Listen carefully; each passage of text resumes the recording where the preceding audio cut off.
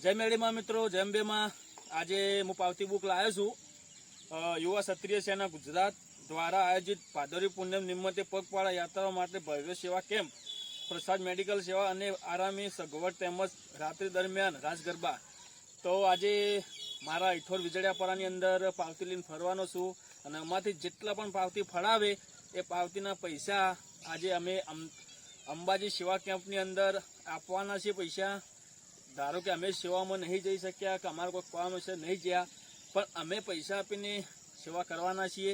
તો છેલ્લે સુધી આ વિડીયોની બન્યા રહેજો. વિડીયોમાં તો અમે તમને બતાવવાના છીએ, પાવતી ફાળવાના છે, તો ઘર ઘર ફરવાના છીએ. ઘરેથી પૈસા કરી અને પૈસા અમે અંબાજી સેવા કેમ્પમાં યાત્રાળુ માટે આપવાના છીએ.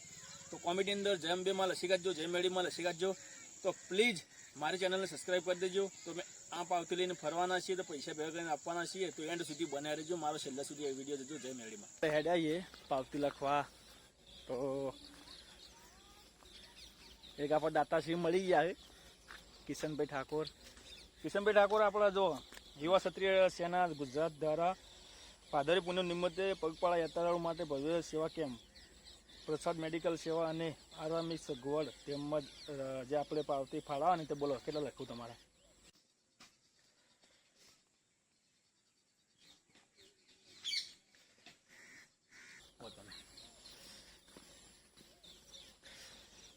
તો હું બધા નમ્ર વિનંતી કરું મારા મિત્રોને, મારા ફોલોવર્સને કે મિત્રો જેમ બને તમે યોગદાન કરો. આ તો પૈસા આપણા સેવામાં જ જવાના છે. અંબા આ તમે 100 હાલશો તો 100ના 200 કરિયાલની ક્ષમતા ધરાવે છે આપણી અંબેમાં.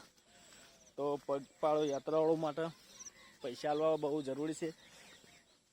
તો આ વિડીયો બનાવીને હું એ બતાવતો નહીં કે હું પાવતીઓ ફાળું છું કે નહીં, પણ આ વિડીયો કોઈ જોવો તો એમના મનમાં એવી એક આશા જાગે કે ભાઈ આપણે પૈસા આપીએ.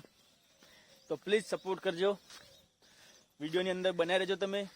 આ વિડીયો બહુ લોંગ બનશે, પણ તમે વિડીયો છેલ્લે એન્ડ સુધી જોજો.